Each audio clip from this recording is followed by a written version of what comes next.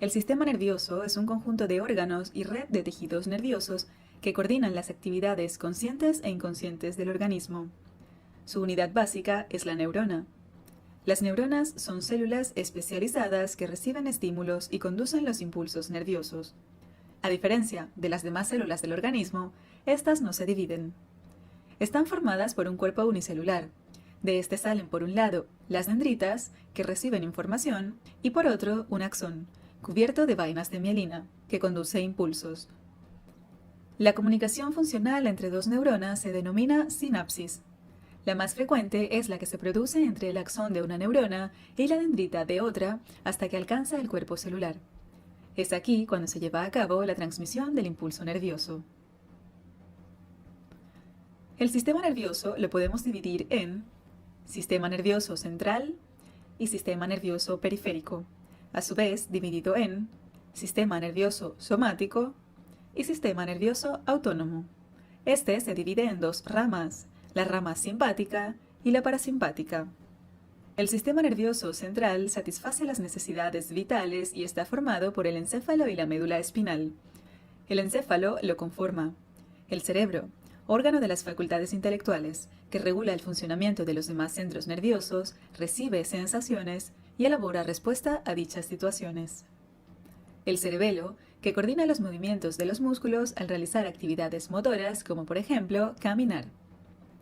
Y el bulbo raquídeo, que regula el funcionamiento del corazón y músculos respiratorios. La médula espinal conduce las sensaciones hasta el cerebro y las respuestas del mismo a los músculos. El sistema nervioso periférico está formado por nervios y ganglios que comunican el sistema nervioso central con los órganos sensoriales, glándulas y músculos. El sistema nervioso somático lleva la información captada por los receptores sensoriales como los ojos o la piel hasta el sistema nervioso central. Asimismo, permite la conducción de impulsos a los músculos para llevar a cabo movimientos voluntarios, como teclear. El sistema nervioso autónomo produce respuestas involuntarias. Permite determinadas acciones como el funcionamiento del aparato digestivo, respiratorio, circulatorio, es decir, actividades internas de nuestro organismo. Sus dos ramas realizan acciones opuestas de una misma función. La rama simpática nos prepara para la acción. Se activa en determinadas situaciones de estrés o emergencia. La rama parasimpática, al contrario que la anterior, media en las actividades que ocurren cuando el organismo está en reposo.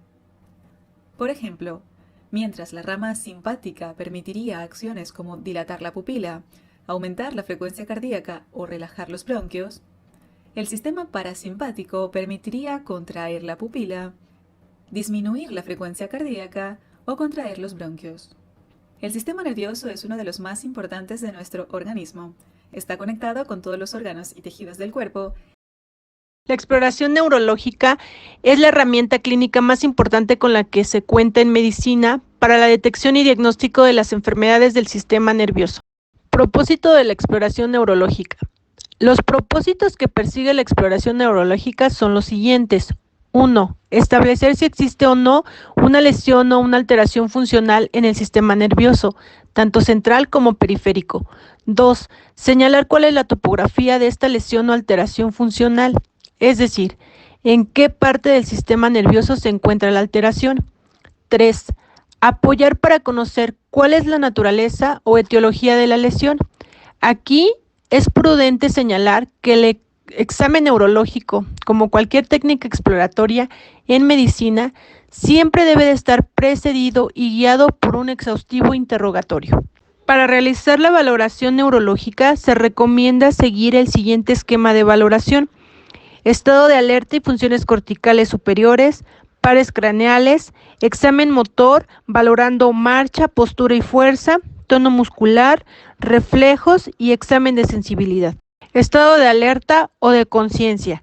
Se describen 5 estados. 1. Alerta o despierto. El paciente tiene los ojos abiertos, interactúa y responde adecuadamente a los estímulos verbales. 2. Confusión. El paciente tiene los ojos abiertos e interactúa, pero tiene disminuida su capacidad de atención, por lo que es posible que responda inadecuadamente a las preguntas.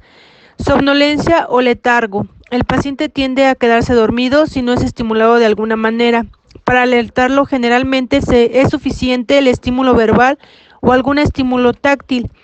4. Estupor. El paciente tiene los ojos cerrados y solo tiene alguna respuesta cuando el estímulo es muy intenso o doloroso. 5. Coma. No existe respuesta alguna a estímulo. Funciones cerebrales superiores. 1. Orientación. Persona. Se le pide que diga su nombre completo. Lugar. Se le pregunta si sabe en dónde se encuentra. Y tiempo. Se le pide que diga la fecha actual. 2. Lenguaje. Primero se evalúa el lenguaje espontáneo. Se evalúa si el lenguaje está bien articulado o algunas palabras no se entienden bien. 3. Memoria. Para la evaluación de la memoria de corto plazo se le puede pedir al paciente que memorice una lista de 3 objetos que no estén relacionados ni fonológica ni semánticamente y unos minutos después se le pide que los recuerde. Para la memoria de mediano y largo plazo se le puede preguntar cuál es la fecha de su nacimiento. 4. Cálculo. Se le pide al paciente que a 100 le reste 7 de manera consecutiva en 5 ocasiones. El primer tópico que abordaremos es la escala de coma de Glasgow, la cual evalúa el estado mental y de conciencia de un paciente, teniendo 3 parámetros de gran relevancia para su aplicación. El primer parámetro es la apertura ocular, que comprende las siguientes descripciones: respuesta espontánea, respuesta verbal, respuesta al dolor y no hay respuesta. El segundo parámetro es la respuesta verbal, que comprende las siguientes descripciones: orientada, confusa, inapropiada, sonidos extraños y ninguna. El tercer parámetro es la respuesta motriz, que comprende las siguientes descripciones: obedece órdenes, localiza el dolor, retira el dolor, movimientos de flexión, movimientos de extensión y sin respuesta. Estos 3 parámetros que comprende la escala de coma de Glasgow, de cada uno se tomará la respuesta que se ve en el paciente. De acuerdo a la puntuación obtenida, se clasificará en leve o estable, deterioro neurológico o bien crítico. Ahora pasaremos a los nervios craneales, que son todos los componentes del sistema nervioso periférico, que en número de 12 a cada lado emergen del tronco cerebral. Estos pueden ser sensitivos, motores o mixtos. El primer par, o olfatorio, es un nervio sensitivo que alcanza la corteza cerebral sin sinapsis del tálamo. Sus receptores se encuentran en la mucosa nasal. No suele realizarse su examen de rutina, solo cuando se sospecha de la lesión en él. Su exploración consiste en determinar si el paciente percibe olores conocidos, como pueden ser el café, el chocolate y el jabón, evitando sustancias irritantes. El segundo par, ocular, es un nervio sensitivo y conduce los impulsos visuales desde la retina hasta el córtex occipital, por medio del nervio óptico. Su exploración contempla la agudeza visual y el campo de visión, examinando cada ojo por separado. El tercer par, o motor ocular común, inerva los músculos del recto interno, inferior, superior y oblicuo del párpado, además de inervar el músculo constrictor de la pupila. Su exploración consiste en la apertura simétrica de ambos ojos y la reflexión de las pupilas. El cuarto par craneal, o troclear, inerva el músculo oblicuo superior, que rota y deprime en la abducción. Se explora con la motilidad ocular extrínseca. El quinto par craneal, o trigémino, es un nervio mixto. Es el de mayor grosor y está constituido por 3 ramas. La primera, rama oftálmica. La segunda, rama maxilar. La tercera, rama mandibular, que se dirigen al ganglio de gases, donde se encuentra el cuerpo neuronal. Para su exploración se divide en fase motora, que comprende la masticación por medio de los músculos maceteros y el reflejo macetérino, y la función sensitiva, explorando el nivel facial, el tacto, la sensibilidad dolorosa y eventualmente la térmica. El sexto par, o nervio motor ocular, que inervan el músculo recto externo, o abducción del ojo, explora con el signo de ojos de muñeca. El séptimo par, o nervio facial, es el más complejo. Moviliza los nervios de la cara. Participa en la sensibilidad gustativa y en general de algunas partes del oído externo, además de regular la secreción salival y lagrimal. Para su exploración se divide en fase motora, que implica la simetría de la cara, la función refleja, buscando la reacción de parpadeo corneal y orbicular. Por último, la función sensorial, que determina el gusto en los 2/3 interiores de la lengua. El octavo par, o vestíbulo coclear, este nervio se compone de 2 ramas, la coclear, que se encarga de la audición, y la vestibular, que se encarga del sentido del equilibrio. Para su exploración, en la función auditiva, se utiliza la prueba de Weber, o de Rhine, y en la función vestibular, con la prueba del índice. El noveno par, o glosofaringeo, es un nervio mixto, que contiene fibras motoras, sensitivas y vegetativas. Las motoras irrigan la parte posterior de la faringe, las sensitivas, estímulos gustativos, y las vegetativas inervan la glándula parótida. El décimo par, o nervio vago, es un nervio mixto, y sus fibras son sensitivas. Son de 2 tipos, la somática, que proviene del ganglio yugular, percibiendo la sensibilidad del conducto auditivo externo, y la parte de la oreja, y la visceral, recibe la sensibilidad de la faringe, laringe, tráquea, esófago, las vísceras torácicas y abdominales. Para su exploración, se evalúa el paladar blando y el reflejo faríngeo o nauseoso. El 11º par, o nervio espinal, es exclusivamente motor, inervando los músculos esternocleidomastoideo y trapecio. Para su exploración, se pide al paciente que gire la cabeza mientras opone resistencia, pidiendo que eleve los hombros. El 12º par, o nervio hipogloso, inerva la musculatura de la lengua. Para su exploración, se pide al paciente pronuncie los fonemas linguales R, L y T. El siguiente tema a revisar es el examen motor. El primer punto a revisar es la marcha y la postura. Las lesiones que afectan a la primera neurona de la vía piramidal inicialmente producen flacidez. Por lo tanto, la estación de los pies, como la marcha, están limitadas, pudiendo desarrollar marchas con posturas patológicas, como la marcha hemiparética, la marcha paraparética, la marcha parkinsoniana, la marcha atáxica y la marcha tabética. El segundo punto es la fuerza. Según el grado de compromiso de la misma, usando la siguiente tabla, determinaremos cuál es el grado, donde 0 implica la ausencia de la fuerza. 1. Indicios encontrados de contracción. 2. Movimiento activo que no vence la gravedad. 3. Movimiento activo que vence la gravedad. 4. Existe una pequeña oposición. Y 5. Vence la oposición completa. Otro de los temas es el tono muscular. Este se refiere a la resistencia de los músculos al movimiento pasivo de las articulaciones, como el del talón, la muñeca y la rodilla. Se examinan realizando movimientos de flexión y extensión en las articulaciones descritas. El siguiente tema son los reflejos. Estos pueden ser osteotendinosos, cutáneos, además de revisar el reflejo clemastérico y plantar. Entre los reflejos osteotendinosos están el reflejo bicipital, tricipital, rotuliano y alquilano.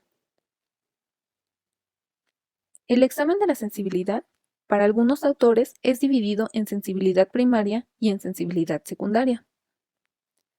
La sensibilidad primaria consiste en la percepción del tacto, el dolor, temperatura y vibración, pudiendo ser estas superficiales o profundas. La sensibilidad secundaria solo se evalúa en ausencia de la sensibilidad primaria, tomando en cuenta la estereognosia y la grafoestesia. A continuación se presentan algunas de las enfermedades del sistema nervioso más comunes. Afasia, problemas para hablar. Es un trastorno causado por lesiones en las partes del cerebro que controlan el lenguaje. Puede dificultar la lectura, la escritura y expresar lo que se desea decir. Ataque isquémico transitorio. Es un derrame que aparece y desaparece rápidamente. Esto ocurre cuando el suministro de sangre a una parte del cerebro se detiene brevemente. Los síntomas pueden variar en función de la duración y la gravedad del ataque. Coma. Estado vegetativo. Es un estado profundo de inconsciencia. Una persona en coma está viva, pero incapaz de moverse o responder a su entorno. El estado de coma se puede presentar como una complicación de una enfermedad subyacente o como resultado de lesiones, tales como traumatismo del cráneo. Conmoción cerebral. Es un tipo de lesión cerebral. En su forma más leve, técnicamente, una conmoción cerebral es una breve pérdida de la función normal del cerebro en respuesta a una lesión en la cabeza, pero a menudo las personas la usan para describir cualquier lesión menor en la cabeza o el cerebro. Convulsiones. Son síntomas de un problema cerebral.